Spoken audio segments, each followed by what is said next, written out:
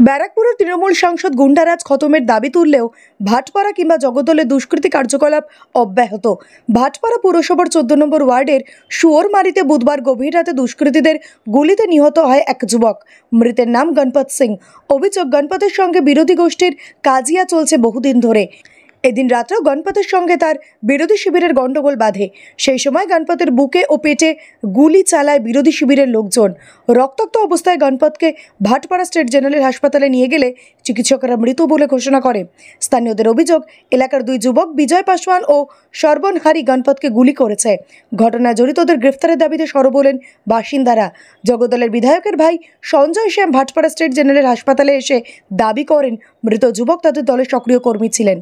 কারা কেন ওকে গুলি করে খুন করলো তা পুলিশ খতিয়ে দেখছে। अच्छा बात है, राजेश बातपुर करवाने बैठा भैया बंदे गरीब लोगों का मोहल्ला में जाइए, जिसको जिसको बाल बच्चा वो मार रहा, अजिलत कर रहा, जुल्म कर रहा उन लोगों के ऊपर। झोपड़ी जो बनाए हैं वो लोग गरीब लड़का है, आए थे, समय था। कोई माई बहन के संग गलत करता है, जो माँ बहन ने देता वो लोगों संग गलत काम करता है, जुल्म कराया है। वो डिस्टर्ब करता है कि माँ बहन के संग गलत काम क्यों कर रहा है। उसे इसका आगे का रात कोई ऐसा एक घटना घट गया है, कितना बड़ा दुर्घटना घट गया है। एक मैंने जान चला या ना मैंने क्या होता है वो उस परिवार को आदमी को ही पता चलता है। आगे देखते हैं हम लोग क्या होता है। पुलिस इसके ऊपर में कार्रवाई कर रही है। কিছু গন্ডগোল এখন সেরকম কিছু জানা যাচ্ছে না, দেখা যাক। খুবই সাধারণ ছেলে এবং তৃণমূল কংগ্রেসের একনিষ্ঠ কর্মী এবং তৃণমূল কংগ্রেসের প্রত্যেকটি অনুষ্ঠান এবং প্রোগ্রামে থাকে। কোনো রকম কোনো অ্যাক্টিভিটিস বা কোনো কিছুতে জড়িত নয়, সেটা দেখা যাক। পুলিশ এখন ইনভেস্টিগেশন করছেন। এই বিষয় নিয়ে পরে কথা হবে।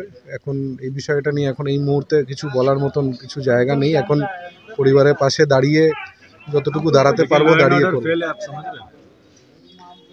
पुलिस अपना चेष्टा कर रही है, माने जितना हो सके अपना चेष्टा कर रहा है पुलिस।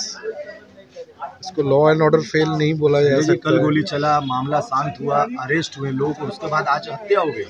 सबसे बड़ा ये चला, ये डर क्यों नहीं है लोगों को?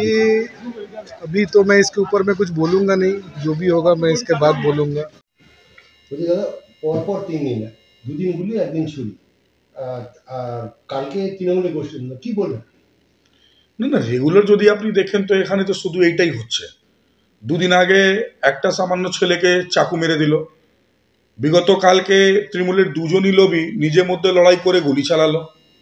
তারপরে আজকে দিনে যদি দেখেন তৃণমূলেরই সাপোর্টার, তৃণমূলের ঝান্ডা পতাকা নিয়ে তৃণমূলের নেতার সঙ্গে ঘোরার দুটো টিমের মধ্যে নিজে লড়াই করে আজকে একটা মার্ডার হলো।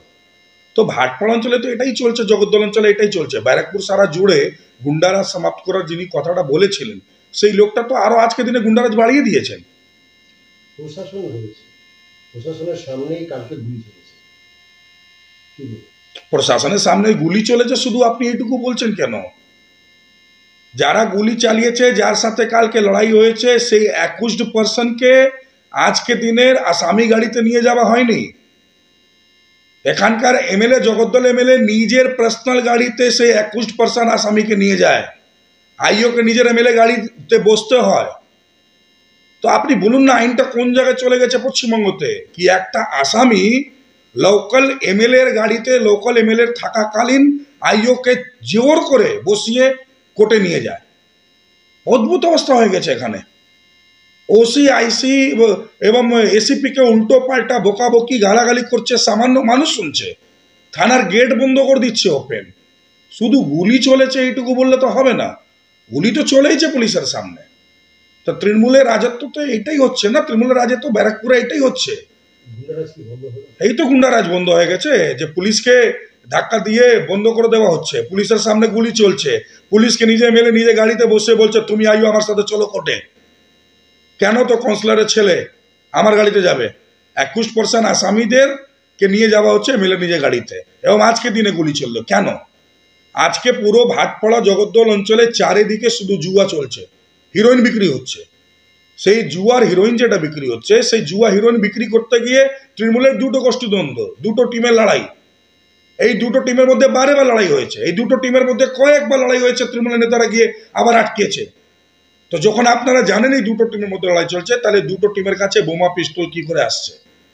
আজকে দিনে জুয়া লড়াইতে, হিরোনে টাকা নেওয়া লড়াইতে একজন গ্রুপ দ্বিতীয় গ্রুপকে মার্ডার করে দিল।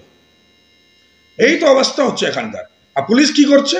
তো পুলিশ ওই জুয়া থেকে টাকা তুলছে, ওই যেটা হিরোইন হচ্ছে সেই হিরোইন বিক্রি হচ্ছে সেখান থেকে টাকা তুলছে। ওখানকার লোকাল কাউন্সিলর জিতু সাউ কি জানি সেতু ভাবে দাঁড়িয়ে গেছে নাকি টাকাতে তোলার জন্য, জানি না কিভাবে কি চলছে। কিন্তু টোটালি এই খেলাটা প্রশাসনের তৃণমূলের নেতাদের আন্ডারে চলছে। শুধু একটাই কাজ, কিভাবে টাকা তোলা যাবে। তুমি জুয়া খেলাও, তুমি হিরোইন বিক্রি করো, তুমি লোটো চালাও, তুমি যা করো, কোনো অসুবিধা নেই। শুধু তোমাকে তৃণমূলের বড় নেতাকে পয়সা দিতে হবে, তার বিনিময়ে তোমাকে পুলিশ কিছু করবে না, তার বিনিময়ে তুমি উল্টো সিকিউরিটি পাবে। বিনা ক্রিমিনালরা আজকে দিনে লাইসেন্সে পিস্টল পেয়ে যাচ্ছে। এটাই হচ্ছে ব্যারাকপুরে। কিন্তু দিনের পর দিন তো পুলিশ নাকা চেকিং চালাচ্ছে চারিদিকে, তারপরে নাকা চেকিং করাচ্ছে, তাহলে ওপেন গুলি চলছে কি করে? কালকেও চললো, আজকেও চললো, পরশুদিন চাকু মেরে দিল। পুরোপুরি পুলিশ এখানে ফেলুয়ার আছে।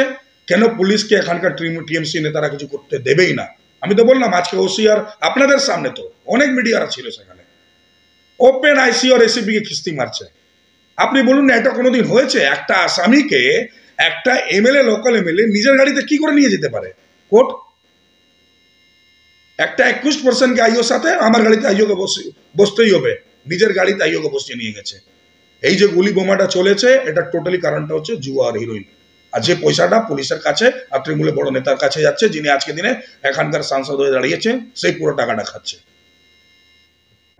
ভাটপাড়া থেকে রাজদীপ নাথের রিপোর্ট, টাইমস প্রতিদিন।